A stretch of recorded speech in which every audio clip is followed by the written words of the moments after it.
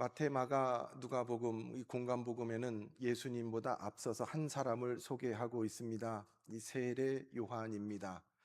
요한이란 이름은 너무나 흔한 이름인데 그 여러 요한의 성경에 등장하는 요한 중에 예수님에게 세례를 베풀었던, 예수님의 앞서서 사람들에게 세례를 베풀었던 이 요한을 우리는 세례 요한이라고 합니다. 이 세례 요한에 관해서는 구약의 선지자들이, 이사야 선지자를 비롯한 선지자들이 예수님처럼 예언한 바 되어 있습니다. 이 세례 요한에 관한 존재에 관한 예언은 그는 소리다, 바람과 같은 소리다라고 이야기했습니다. 소리는 그 형체가 없습니다. 그러나 우리 두 귓가에 분명히 들려지는, 존재하는 것이 바로 이 소리입니다. 예수님 앞서서 주의 길을 예비하는 소리와 같은 존재가 세례 요한이었습니다. 그래서 마태, 마가, 누가복음에서는 예수님보다 6개월 앞서 이 땅에 온 세례 요한을 언급하고 그의 사역을 이야기하고 있습니다. 세례 요한은 구약 성경 말라기 선지자 이후에 400년 만에 등장한 예언자였습니다.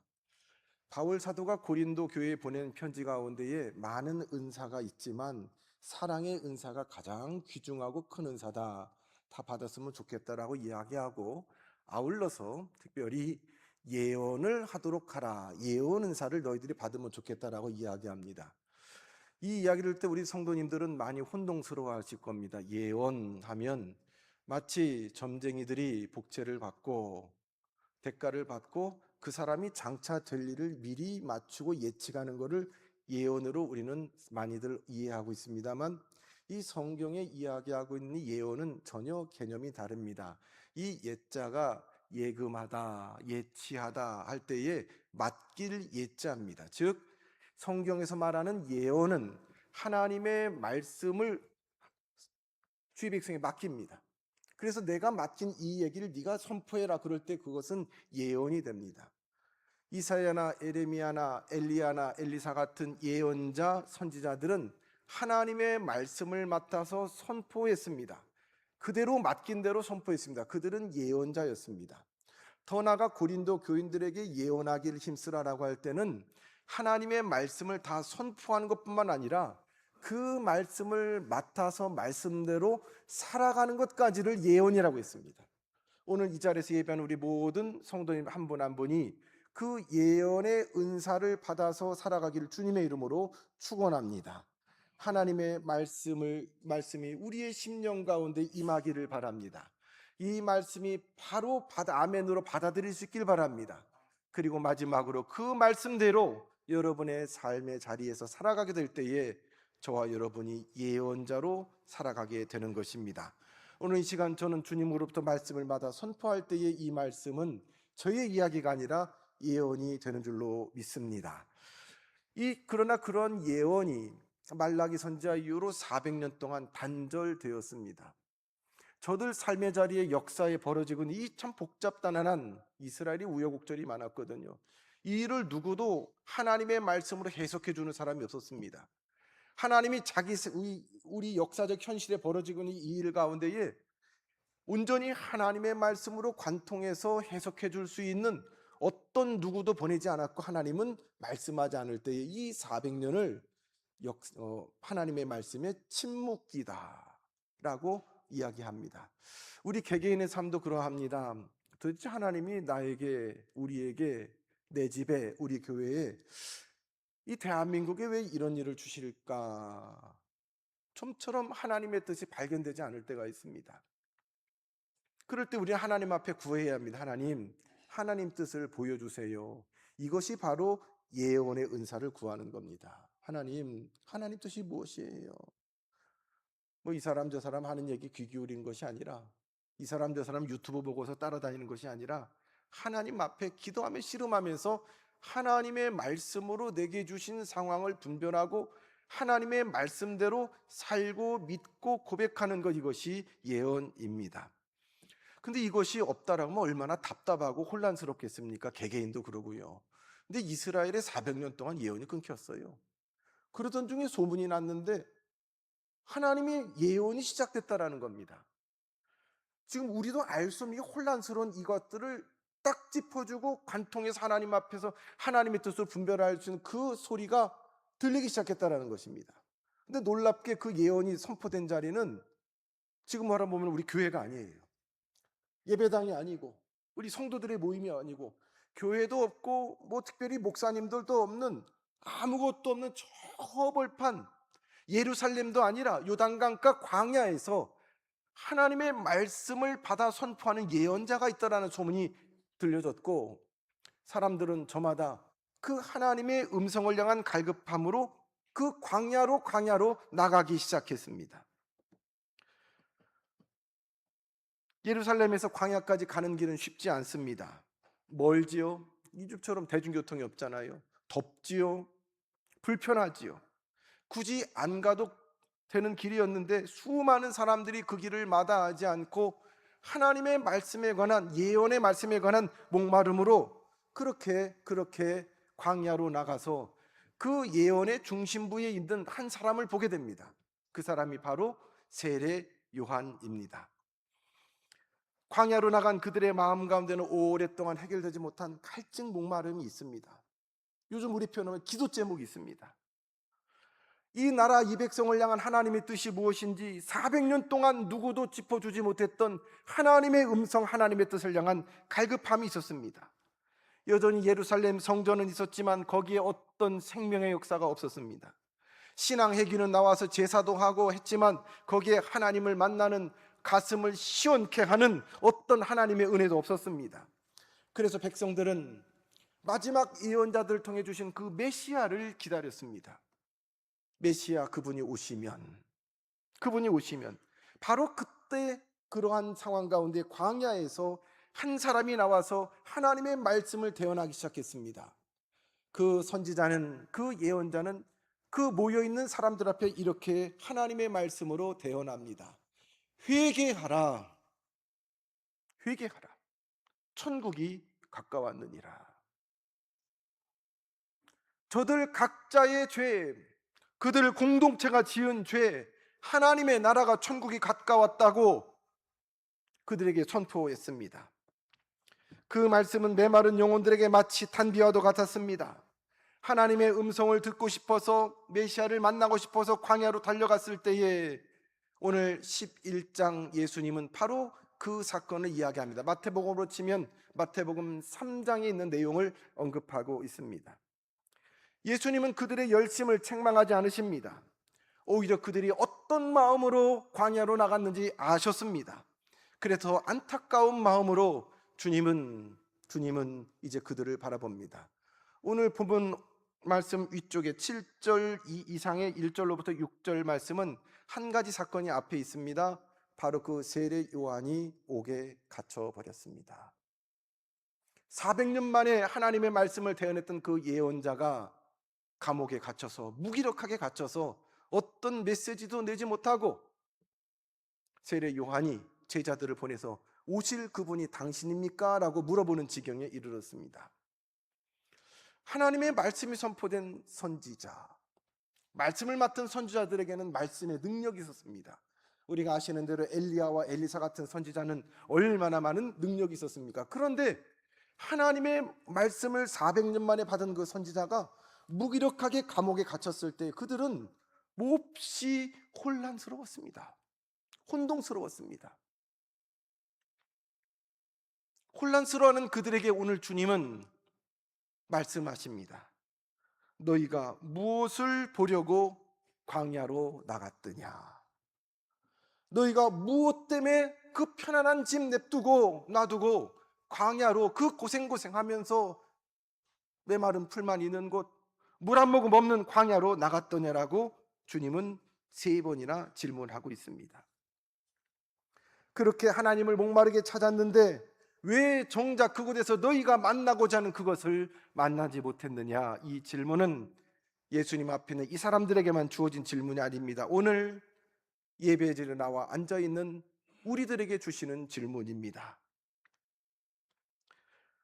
너희는 무엇을 보려고 여기에 나왔느냐? 예수님은 이 질문을 3번이나 하십니다. 무엇을 보려고 나갔느냐? 갈대를 보려고 나갔습니까? 아닙니다. 부드러운 옷 입은 사람, 명품 옷 입은 사람, 그 사람 만나러 갔습니까? 아니지요. 그 사람들은 그 고생을 하며 하나님의 말씀을 맡은 예언자, 그를 만나러 갔습니다. 더 정확하게 말하면 그 사람을 통해 주시는, 나와 우리에게 주시는 하나님의 음성을 듣고자 그 갈급함으로 나아갔습니다. 마태복음 3장에 보면 온 예루살렘과 유대와 요단강 사방에서 사람들이 광야로 들판으로 나갔습니다. 이것은 단순한 호기심이 아닙니다. 영적인 갈급함입니다. 그렇게라도 하나님의 말씀을 받아야지 내가 살겠다라는 그 몸부림입니다.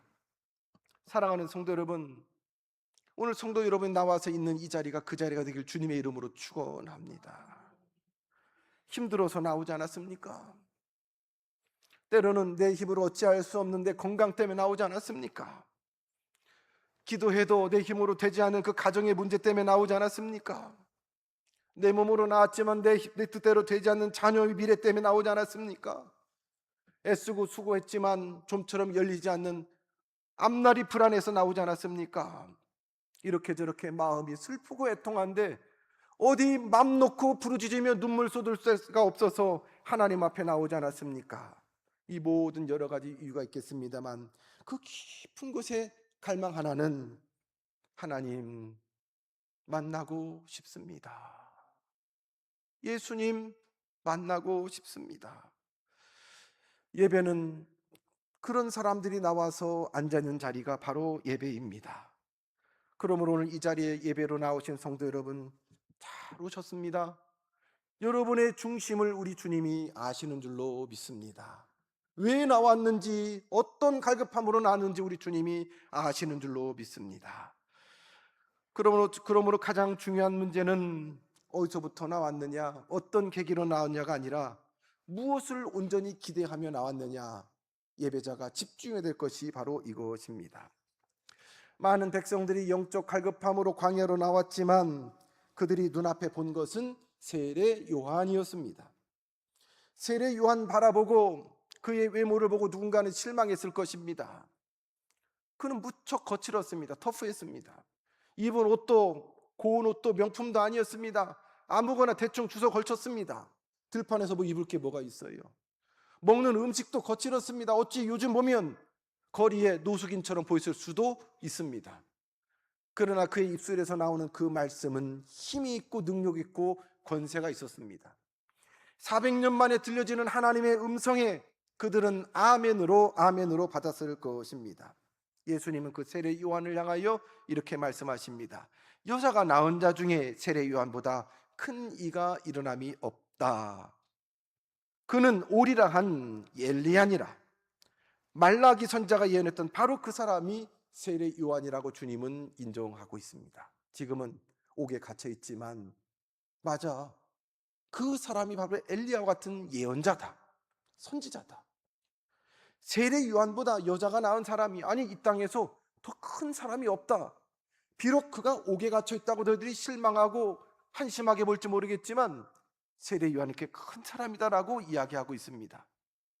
그런데 여기서 한 가지 안타까운 일이 일어납니다. 세례 요한은 한 번도 자기 자신을 부각하며 가르친 적이 없습니다. 나를 보라고 말한 적이 없습니다. 오히려 그는 내 뒤에 오시는 이를 보라고 그를 주목했습니다. 내 뒤에 오시는 이, 나는 그분의 신발을 풀 자격도 없다라고 자기를 낮추며 모든 사람들의 시선과 관심을 예수님에게 돌렸습니다. 그리고 예수님이 그 많은 무리 가운데 저기서 나타났을 때에 그는 그분을 가리켰습니다. 그리고 이야기합니다. 보라, 세상 죄를 지고 가는 하나님의 어린 양이다. 안타깝게도 사람들은 여전히 세례 요한 앞에 무릎을 꿇은 예수님을 바라보기보다는 그에게 손을 얹어 세례하는, 그리고 그를 가리키는 세례 요한의 손을 보았지 예수님을 보지 못했습니다. 이것이 바로 오늘 예수님의 안타까움입니다. 그 대단해 보였던 세례 요한이 옥에 갇혔을 때 사람들은 몹시 실망했습니다. 이렇게 어려운 길, 먼 길을 걸어왔는데, 그렇게 하나님을 찾았는데 왜 정작 거기서 너희들은 하나님을 만나지 못했느냐? 성도 여러분, 오늘 우리도 그럴 수 있잖아요. 예배 드립니다. 기도합니다. 찬양을 올려드립니다. 성경을 읽습니다. 몸된 교회를 향해서 봉사도 합니다. 그러나 그 모든 생활의 중심에 예수님이 계시지 않는다면 마치 우리는 사람들의 소문을 듣고 광야로 나갔던 그 사람들과 별반 다르지 않습니다. 여러분, 우리 신앙생활의 목적은 그저 내가 원하는 감동 얻는 거 아닙니다. 어떤 분들은 예배 끝나고 은혜 받았다고 그렇게 말씀하시는 분이 있어요. 저는 좀 궁금합니다. 여러분이 받은 은혜가 뭘까요? 내가 듣고 싶은 것, 내가 가려운 거 긁어주면 그게 은혜일까요? 나랑 정서적 코드가 많아서 찬송하다가 눈물이 나오고 말씀을 듣다가 눈물이 나오고 내 마음이 살짝 흥분이 되고 동화가 되고 큰 소리로 아멘할 수 있으면 은혜일까요? 은혜로 가는 도구고 통로일 수는 있지만 그 자체가 은혜는 아닙니다. 신앙의 목적은 내 감동, 정서적 만족 얻는 것 아닙니다. 내가 원했던 문제 해결됐다고 그 신앙이 목적은 아닙니다. 예배의 가장 큰 목적은 예수 그리스도 그분을 만나는 것입니다. 어떤 분은 기도했는데 잘 안 됐어요. 건강 회복을 위해서 기도했는데 더 몸이 나빠졌어요. 그래서 더 눈물을 흘리며 주님, 주님 하면서 기도하다가 더 간절히 주님을 찾다가 그만 그 질병이 더 악화돼서 주님을 만나요. 어떤 분은 승승장구 돈 많이 벌고 잘 될 때는 사업하니라고 돈 쓰니라고 계획하니라고 하나님 몰랐어요. 그런데 어느 날 큰 부도를 맞고 다 잃어버렸어요. 쫄딱 망했어요. 바쁜 일도 없고 누구 만날 일도 없어요. 마음은 서글퍼요. 그래서 눈물을 흘리다가 주님, 쫄딱 망하고 거지됐습니다. 주님 하다가 그만 예수님을 만납니다. 그러면 그 사람 망한 게 은혜예요. 병든 게 은혜예요. 잘못된 게 은혜예요. 상처받았다고 울고불고 하다가 이 상처가 어디서부터 비롯됐는가? 하나님 앞에 그 상처를 끌어안고 눈물을 흘리며 애통하다가 나도 누구에게 그런 상처를 주진 않았는가? 주님하고 또 주님을 깊이 만나면 그 받은 상처가 은혜요. 어떠한 계기든 그것을 통해 가장 큰 우리가 받을 수 있는 선물은 내가 원하고 기대하는 어떤 무언가가 아니라 예수님 그분을 만나는 일입니다. 예수님은 이 세례 요한에 관해서 축복하시고 설명하시는 중에 귀 있는 자는 들을지어다 라고 15절에 말씀하고 있습니다. 왜 이런 말씀을 주셨을까요? 귀 없는 분 있으세요? 없으시지요? 귀 있는 자는 들을지어다. 우리 같이 한번 따라합니다. 귀 있는 자는 들을지어다. 예, 다 귀가 있으세요. 근데 이 가운데 귀 있는데도 안 따라하신 분 있더라고요. 지금 보니까 한두 분 있으세요. 하기 싫은 거예요. 나 아니도 누가 따라 하겠지. 엄밀하게 말하면 듣기는 들었지만 따라하지 않을 때는 들은 게 아니에요. 신명기 6장에 보면 쉐마가 있습니다. 이스라엘아 들으라. 들으라 이스라엘. 귀로만 들으라는 게 아니에요. 내게 주시는 그 하나님의 말씀을 귀로 듣고 마음에 새기고 그렇게 살아라. 쉐마는 귀로만 들으라는 게 아니에요. 오늘 주님이 귀 있는 자는 들을지어다. 귀 있는 사람, 귀 없는 사람이 어디 있어요? 못 듣는 사람 어디 있어요?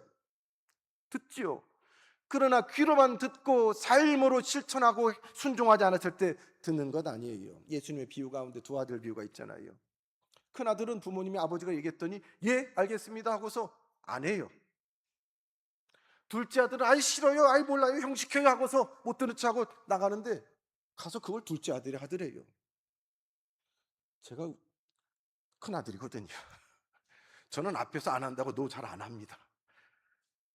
지금도 그게 습관이 돼가지고 집사람이 뭐 얘기하면 듣기 귀찮으면 알았어 응 하고서 안 합니다. 그거 듣는 거 아니지요. 듣는 사람 어떤 사람입니까? 듣고 응답하는 사람이 듣는 거예요. 귀 있는 사람은, 지금 하나님의 말씀은 듣는 사람은 마음으로 동의를 하고 삶으로 순종하라는 겁니다. 예수님은 지금 그것을 이 백성에게 요구하고 있습니다. 들은 사람들 귀로만 듣고 흘러보내지 말고 순종해라. 오늘 이어지는 뒤에 16절 말씀에 주님은 더욱 안타까운 마음으로 우리 본문 읽지 않았지만 이렇게 말씀하십니다. 이 세대를 무엇으로 비유할까? 비유하건대 아이들이 장터에 앉아 제 동물을 불러 이르되. 이 세대를 무엇으로 비유할까? 마치 큰 아들처럼 앞에서 예하고 모른 척하고 제 멋대로 살아가는 세대, 하나님의 말씀 내팽개치고 자기 소신대로 살아가는 세대가 마치 시장통의 아이들과도 같다라는 것입니다. 피리를 불어도 춤추지 않습니다. 옆에 누가 죽어가도 모른 척합니다. 누가 슬퍼해도 그건 네 일이지.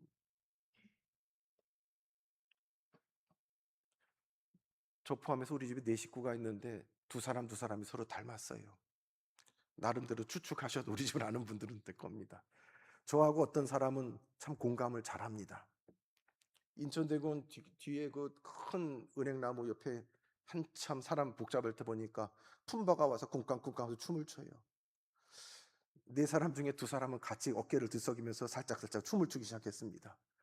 2사람은 우리를 부끄러워하면서 멀리 떠났습니다. 쿵쾅쿵쾅 하면 춤춰야죠. 자수합니다. 그 중에 한 사람은 접니다. 누가 울면은요 같이 좀 마음이 아파요. 누가 이렇게 막 신나가지고 그러면 무슨 좋은 일이 있어요. 가끔은 주책맞게 드라마 보고 슬쩍 뒤돌아 눈물을 닦기도 합니다. 기질적으로 안 그런 사람들도 있더라고요. 뭐 알아서 하겠지. 내 일 아닌데 내 거나 열심히 하지. 근데 지금 이 세대, 이 시대입니다. 이 악한 시대입니다. 하나님의 말씀을 들어도 한 귀로 듣고 한 귀로 흘리는, 하나님의 말씀을 마음으로 받을 준비가 되지 않는, 그냥 우르르 광야 갔다가 사람들 따라 몰려갔다가 아이고 세련이 저러네. 그래 그렇구나, 좋은 얘기구나 듣고서 끝나는 거예요. 우르르 예배당을 나왔어요. 아이고 오늘 찬양대 잘하네. 아이고 저 찬양들 은혜가 돼. 누가 오늘 나왔네 안 나왔네. 그리고 누가 뭐라고 한마디 하면은 상처를 줬네 받았네. 정작 나와서 만나야 될 예수님, 들어야 될 하나님 말씀, 피리를 불어도 춤추지 않아요. 예수님이 피리를 불어도 나랑 코드가 달라, 나는 저런 취향 아니야, 못 들은 척해요. 고글에도 울지 않습니다. 세례요한이 금식하면 귀신 들렸다 하고 예수님이 식사하면 먹기를 탐한다라고 손가락질을 합니다. 하나님의 말씀에 중심을 두고 살아가는 것이 아니라 내 자아가 중심이 되어서 하나님의 부르심에는 어떤 방식으로도 응답하지 않는, 귀는 있지만 마음이 꼭 닫혀 있는, 하나님의 말씀을 들으려고 하지 않는 완악한 시대에 관한 예수님의 안타까움이 귀 있는 자는 들을지어다입니다. 오늘 우리도 마찬가지 아닙니까? 얼마나 교회 생활을 오래 했는가, 직분이 뭔가, 하나님의 말씀 얼마나 많이 들었는가, 많이 아는가 보다는 하나님의 말씀대로 예언자로 살아가는가, 이것이 중요합니다. 오늘 예수님은 주님의 말씀을 많이 들은 사람보다 들은 말씀대로 그 말씀을 붙잡고 살아가는 삶의 예언자들을 찾고 찾으신 줄로 믿습니다. 오늘 예배 후에 돌아가실 때 여러분 꼭 기억해야 할 것이 있습니다. 귀 있는 자는 들을지어다 라는 이 설교 제목보다 더 기억해야 할 것은 성령께서 지금 내게 주시는 그 말씀입니다. 그 말씀을 붙들고 예배당 밖에서 살아갈 수 있길 바랍니다. 그 말씀을 붙잡고 내일 월요일을 사시고 화요일을 사시고 그렇게 한 주간을 순종하며 살아가십시오. 그러면 그 말씀은 지식이 아니라 능력이 됩니다. 사랑하는 성도 여러분, 광야까지 가는 것 쉬운 것 아니지요. 그러나 그보다 더 중요하고 어려운 일은 어렵게 나갔으니까 거기에서 예수님 만나는 일입니다. 야복강께서 야곱이 내게 복 주지 아니하시면, 해결해 주지 않으면 나 이 손을 놓을 수 없습니다라고 끝까지 씨름을 했던 것처럼 예수님 만나주지 아니하시면, 예수님 내게 말씀하지 아니하시면 내가 이 전을 떠날 수 없나이다. 그렇게 예수님을 만나는 자리가 예배의 자리입니다. 귀 있는 자는 들을지어다. 귀로만 들으라는 말이 아닙니다. 마음으로 받고 삶으로 순종하라는 말씀입니다. 많은 사람들이 광야에서 예수님을 만납니다. 심지어 예수님이 나눠주는 떡과 물고기를 많이 먹은 사람들도 있습니다. 그들은 배부르게 생선과 떡만 먹었습니다. 오병이어 이후에 주님은 그런 말씀을 하십니다. 여전히 떡과 물고기에 예수님 손에 들린 거에 주목하는 저들에게 내 살을 먹고 내 피를 마시라라고 주님이 말씀하시니까 그 사람들이 이게 무슨 얘기야? 이 예수님의 말씀은 참 어렵다 갸우뚱하면서 예수님 곁을 다 떠났습니다. 요한복음 6장 68절에 66절에 보면 그때부터 많은 제자가 떠나가고 다시 그와 함께 다니지 아니하더라. 이게 아닌가 봐. 나랑 코드가 좀 달라. 결국 오늘 본문 말씀과 연결됩니다. 예수님을 찾아오는 사람은, 광야로 나오는 사람은 많았지만 예수님을 만나고 끝까지 그 말씀을 붙잡고 살아가는 사람은 적었다라는 말씀입니다. 예수님은 그 12 제자에게 이렇게 이야기하셨대죠. 너희도 가려느냐? 너희도 여기저기 흘러가는 그런 사람들이 너희도 가려느냐? 제자들이 뭐뭐 말을 못할 때 어떤 한 제자가 이렇게 대답했대죠. 주여, 영생의 말씀이 주께 있사오매 우리가 누구에게로 가오리까? 그 제자는 예수님을 만난 사람입니다. 베드로가 그렇게 대답했대지요. 뭐가 다 이해가 돼서가 아닙니다. 주님의 말씀이 내 마음에 다 들어서가 아닙니다. 예수님이 생명이시기 때문에 그들은 예수님 곁에 남아 있는 것입니다. 예수님을 떠난 사람들이 광야만 있는 것이 아닙니다. 오병이어 가운데도 많은 사람들이 그저 떡하고 생선만 먹고 떠났습니다. 그 가운데 베드로의 고백처럼 주여 영생의 말씀이 주께 있사오니 우리가 누구에게로 가오리까? 오늘 주님 앞에 이 고백을 하면 어떨까요?